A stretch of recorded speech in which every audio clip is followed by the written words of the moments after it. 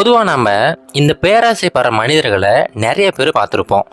அவங்களுடைய பேராசையினால் நிறைய பேரோட உழைப்பு திருடப்படும், நிறைய பேரோட உடைமைகள் கூட திருடப்படும். உண்மையிலே இந்த பேராசை கொண்ட மனிதர்களை எப்படி வெற்றி கொள்வது, அவங்கள வெற்றி கொள்றதுக்கான வழி என்ன அப்படிங்கிறத ஒரு சின்ன கதை மூலமாக பார்ப்போம். முன்னொரு காலத்தில் ஒரு கிராமத்தில் ஒரு மனிதர் ஒருத்தர் வாழ்ந்துக்கிட்டு வந்தார். அந்த மனிதர் பார்த்தீங்கன்னா அவருக்குன்னு சொந்தமாக நிறைய ஏக்கர் நிலம் வச்சுருந்தார். அவர்கிட்ட யாராவது கடன் வந்து கேட்டாங்கன்னா அவங்கக்கிட்ட இருக்கிற நிலத்தை வந்து இவர் பேரில் மாற்றிக்கிட்டு அந்த கடனை கொடுப்பாரு. அந்த கடனுக்கு அதிகப்படியான வட்டி கொடுக்குற மாதிரி கேட்பாரு. அவங்களால வட்டியும் கொடுக்க முடியாது, அந்த அசலையும் கொடுக்க முடியாது. நாளடைவில் என்ன ஆகும் அப்படின்னா மொத்த நிலமே இவர் பேருக்கு மாறிடும்.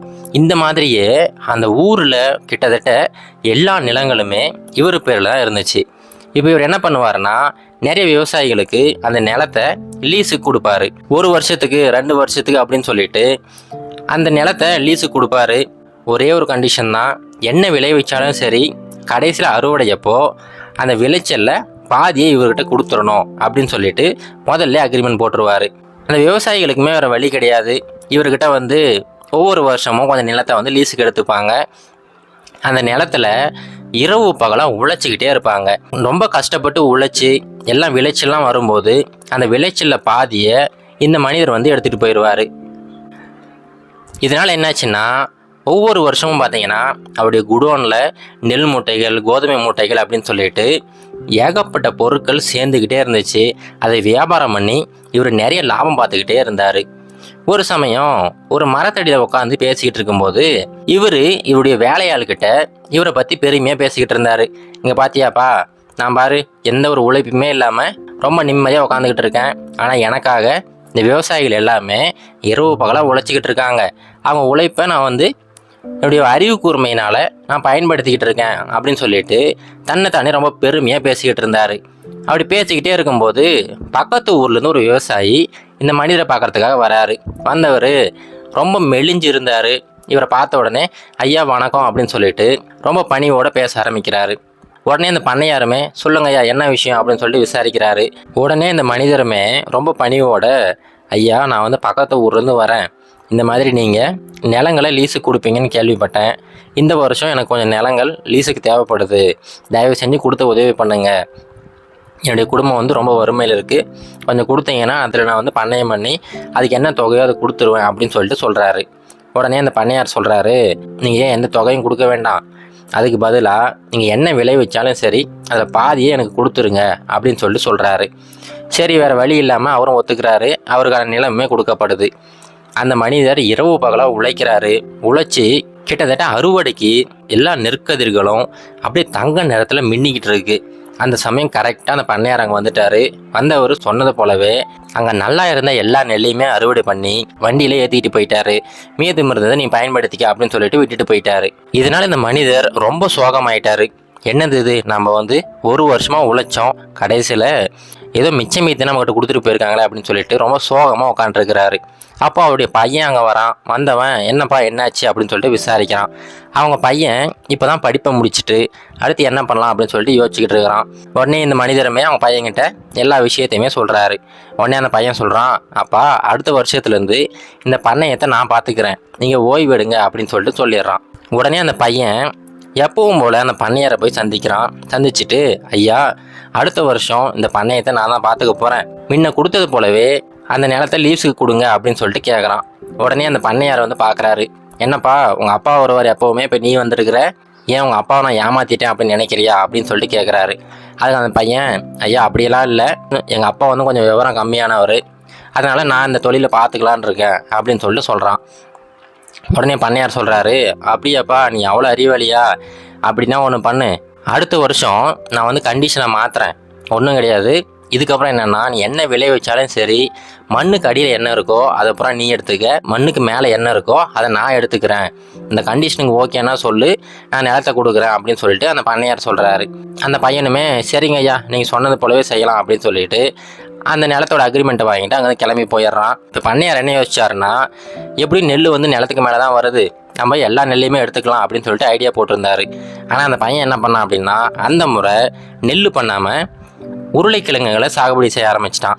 ஒரு சில மாதங்கள் கழித்து அந்த அறுவடையப்போ அந்த பண்ணையார் வண்டியோட அங்கே வந்து நிற்கிறாரு.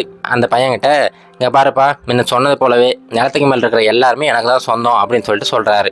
உடனே அந்த பையன் சொல்கிறான், ஐயா நீங்கள் சொன்னது சரிதான், நான் வந்து இந்த முறை உருளைக்கிழங்கு பயிரிட்டுருக்கிறேன், மண்ணுக்கு அடியில் இருக்கிற எல்லா கிழங்குகளையுமே எடுத்துக்கிறேன், மேலே இருக்கிற அந்த தாவரங்களை நீங்கள் எடுத்துங்க அப்படின்னு சொல்லிட்டு எல்லா தாவரங்களையுமே கட்டி அவருடைய வண்டியில ஏற்றி விட்டுறான். எல்லா உருளைக்கிழங்குகளையுமே அவன் வண்டியில ஏற்றிக்கிட்டு அங்கேருந்து கிளம்பி போயிடுறான். இப்போ இந்த பண்ணையாருக்கு ரொம்ப கோபம் வந்துருச்சு. என்ன இந்த பையன் இவ்வளோ அறிவோடு இருக்கானே அப்படின்னு சொல்லிட்டு வெயிட் பண்ணிக்கிட்டே இருக்கிறாரு. இப்போ அடுத்த வருஷமுமே அதே மாதிரி லீஸுக்கு வந்து அந்த பையன் கேட்குறான். இப்போ இந்த பண்ணையார் என்ன சொல்கிறாருன்னா, இங்கே பாருப்பா, மறுபடியும் நான் கண்டிஷனாக மாற்றுறேன், அடுத்த வருஷம் மண்ணுக்கு அடியில் இருக்கிறது எனக்கு, மேலே இருக்கிறது உனக்கு அப்படின்னு சொல்லிட்டு சொல்கிறாரு. சரிங்க ஐயா, அதே மாதிரி பண்ணிக்கலாம் அப்படின்னு சொல்லிட்டு அந்த பையன் அக்ரிமெண்ட்டை வாங்கிட்டு அங்கேருந்து கிளம்பிட்டான். இப்போ இந்த முறை என்ன பண்ணுறான்னா, அந்த நிலத்துல கோதுமை பயிரிட்டு இருக்கிறான். கொஞ்ச காலம் கழிச்சு மறுபடியும் பண்ணையார் வண்டியோட வராரு. இப்போ வந்து பார்த்தா மண்ணுக்கு அடியில் வேர் மட்டும்தான் இருக்கு. சொன்னது போலவே அந்த பையன் எல்லா பயிர்களையும் பிடுங்கி அதில் இருக்கிற வேரை மட்டும் கட் பண்ணி அவருடைய வண்டியில் ஏற்றி விட்டுட்டான். மேலே இருந்த எல்லா கோதுமையுமே அவனுடைய வண்டியில் ஏற்றிக்கிட்டான், வீட்டுக்கு போயிட்டான். இதை பார்த்த உடனே அந்த பண்ணையாருக்கு ரொம்ப கோவம் வந்துருச்சு. என்னது இது, இந்த பையன் என்னை ரொம்ப அவமதிச்சுக்கிட்டே இருக்கான், சரி அடுத்த வருஷம் வரட்டும் நான் பார்த்துக்கிறேன் அப்படின்னு சொல்லிட்டு மறுபடியும் வெயிட் பண்ணிக்கிட்டே இருக்கிறாரு. அதே மாதிரி அந்த பையன் அங்கே வரான். வந்தவன், ஐயா இப்போ ஏதாவது கண்டிஷன் மாற்றுறீங்களா அப்படின்னு சொல்லிட்டு கேட்குறான். இப்போ அந்த பண்ணையார் சொல்கிறாரு, ஆமாப்பா மறுபடியும் நான் கண்டிஷனை மாற்றுறேன், அடுத்த வருஷம் என்ன அப்படின்னா மண்ணுக்கு அடியில் இருக்கிறதும் எனக்கு தான், அந்த பயிரோட நுனியில் இருக்குது பார்த்தியா அந்த மேல் பகுதி அதுவும் எனக்கு தான். இவர் என்ன கணக்கை போட்டாருன்னா, அந்த பையன் உருளைக்கிழங்கு போட்டாலும் சரி, இல்லை நெல் இல்லை கோதுமை அந்த மாதிரி ஏதாவது போட்டாலும் சரி, உருளைக்கிழங்கு போட்டால் மண்ணுக்கு அடியில் இருக்கிறத நம்ம எடுத்துக்கலாம், இல்லை கோதுமை நெல் அப்படி போட்டால் அந்த பயிரோட நுனி பகுதி இருக்குது பார்த்தீங்களா, அங்கே தான் நெல் கதிர்கள் இருக்கும், அதை நம்ம எடுத்துக்கலாம் அப்படின்னு சொல்லிட்டு ஒரு பிளானோட இவர் சொல்கிறாரு. நீ நடுவில் இருக்கிற பகுதியை மட்டும் நீ எடுத்துக்கப்பா, மண்ணுக்கு அடியில் இருக்கிறதும் அந்த பயிரோட நுனியில் இருக்கிறதும் என்னோடது அப்படின்னு சொல்லிட்டு சொல்லிடுறாரு. சரிங்க ஐயா அப்படியே இருக்கட்டும் அப்படின்னு சொல்லிட்டு அந்த பையன் கிளம்பிடுறான். கொஞ்ச காலம் கழிச்சு மறுபடியும் அந்த பண்ணையார் வண்டியோடு அங்கே வராரு. இந்த முறை என்னன்னா, அந்த பையன் அந்த இடத்துல கரும்பு சாகுபடி பண்ணியிருக்கிறான். அதை பார்த்த உடனே இவருக்கு அதிர்ச்சி ஆயிடுச்சு.